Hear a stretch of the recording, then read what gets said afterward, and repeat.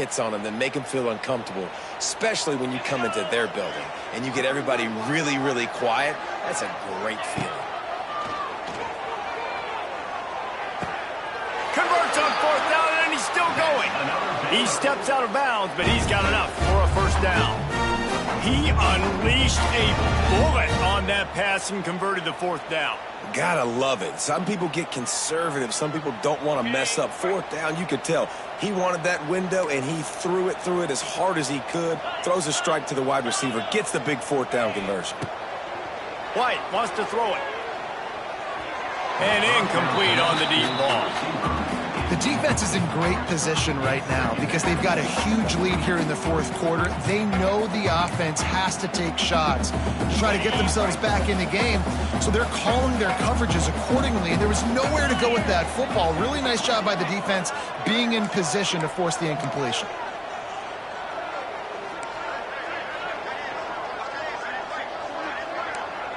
Might be changing the route.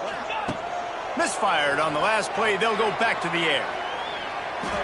He'll pull it down. He's guided out of bounds at the 12-yard line. He does a good job of scrambling around and trying to make a play, but I tell you what, you don't want to take too many shots like that. Those big hits, oof. If you get up now, you dang sure going to feel them later. To the ground to try to pick up the first. Touchdown, Baylor! And they take it in for 6 more points. And I like the running back's vision. He sees the hole, explodes through it.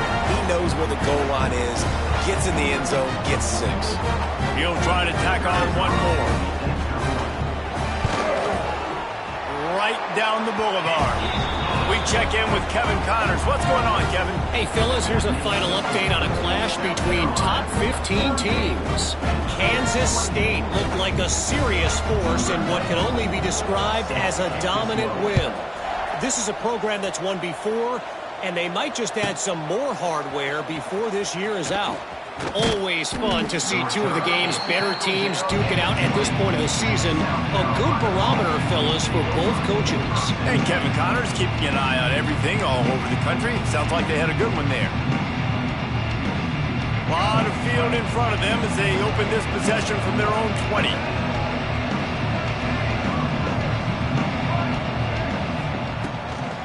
They'll keep it on the ground. They want this clock to move. Defense there to stop him after a gain of 1 to the 22. Quick timeout called by the defense, stopping the clock to save as much time as possible for their offense.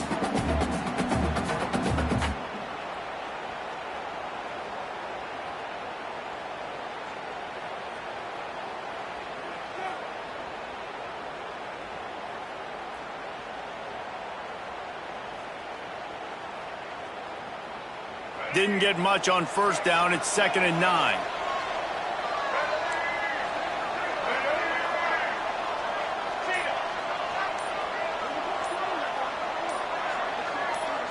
Dropping back, it's Sellers. Pocket breaking down. And the pressure gets there. And down he goes at the 18. Defense uses a timeout quickly, trying to get that ball back and preserve time for their offense. Now a lot of work to do to move the chains, keep this drive alive after that earlier sack. On 3rd and long, try to convert through the air. Here's a heat. He'll pull it down and run. And that deep shot's going to wind up incomplete, but we do have a flag on the field. Let's see what the official says.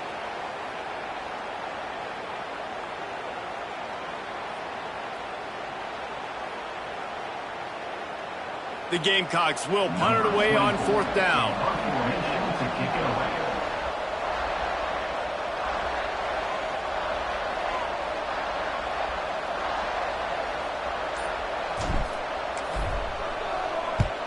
The kick is on its way.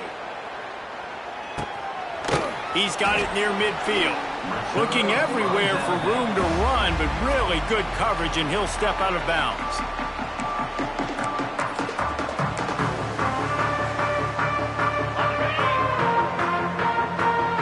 Offense changing the play. Trying to start the drive with a pass. Finds us back in the middle. And defensively, this is exactly what you want, right? You got the big lead, so you can play big zone coverages. Just keep the ball in front of you. Keep your eye on the quarterback, rally to the football, gang tackle, and you're going to win this game. And he just flat dropped it. I think he wanted to run before he secured it.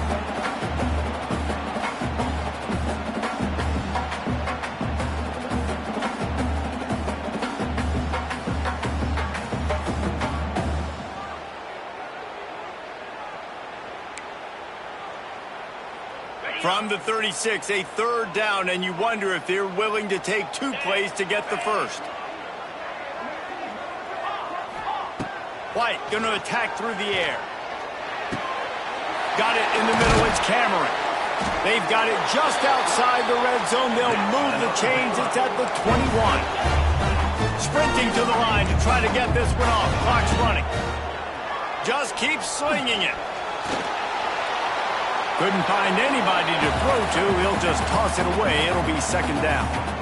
Well, quarterback off target on that one. And in this 2-minute situation, you've got to be able to call and run passing plays that you feel like you can run in your sleep. Try to make up for some of that lost ground on second down. Looking to fire. Bringing the heat. Can't make the connection, and the defense putting on the heat and forcing the incompletion. There's a lot of QBs that when they get hit and when they get hurried and when they get pressured, they become very average. Really nice job by the defense pressuring the quarterback. Facing third and long from the 21 and hoping not to settle for a field. Pressure is on the way, and the pressure has arrived, and down he goes at the 30. Yeah, and how about the offense, man? You run a little play action. I can just tell you, third and long, as a pass rusher, I'm going to get the quarterback. I don't care about the play action. I'm not biting on it, and neither did the defense. Down by multiple possessions, they can't come up empty on this drive in the fourth quarter. They'll go for it on fourth down. He'll try to throw and pick up the first down. He's got it, first down and more. Touchdown, Bears! A great catch and run for 6. And listen, still a ways to go, but great job by this offense getting you back in the ball game. Now, we got a one-possession game. We've got our score. We did what we're supposed to do. Now, how do we get this stopped? Now, the defense has to come up big and get me the rock back. Well, head coach obviously decided it was best to go for 2 points right there. They didn't get it, and you just wonder if chasing the points is going to hurt this team later in the game. They'd hoped to get that thing bouncing around, but the hands team is able to corral it.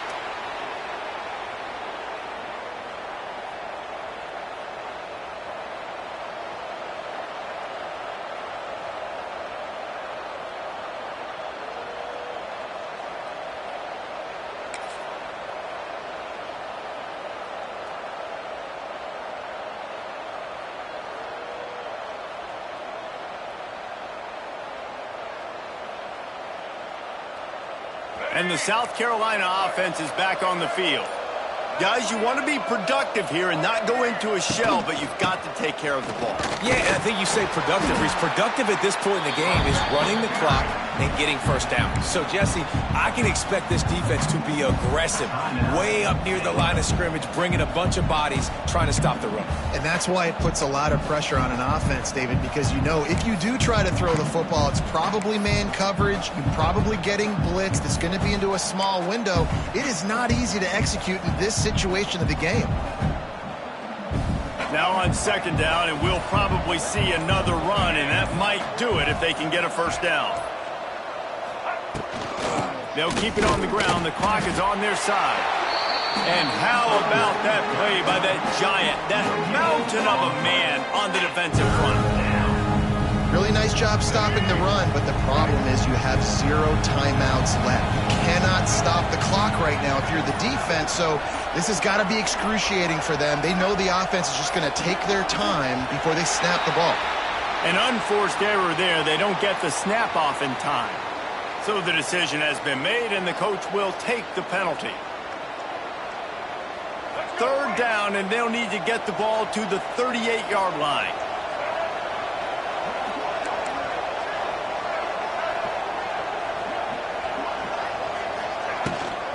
They'll leave it with him. Great penetration by this defense, and they knock him down behind the line. Loss of 1. It's amazing how a play by a defensive end in the backfield can really swing the momentum not only of a series but of a game sometimes. All you're trying to do is create negative plays, to get them behind the sticks a little bit, to get those sacks, to get those tackles for losses. You see so much stunting in college football up front with the defensive line because you know once you get one of those plays, you got the offense right where you want it. You want to talk about building confidence? Coming through with clutch plays, making the winning plays at the right time can really set the course for the rest of the season. Yeah, Reese, maturity and experience matters. And this team has guys that have played a lot of snaps. They've seen a lot of looks, and they've lost close games like this in the past. That wasn't the case today, David. Too many guys out there making big-time plays. And I think belief is what you build. That confidence, you know you're going to win. You don't think you're going to win. You know you're going to make that play in the big moment that continues to build on week-to-week success. And you look up and you're like, dang, we strung a couple wins together. That's going to do it from here. For David Pollack and Jesse Palmer, I'm Reese Davis, and you've been watching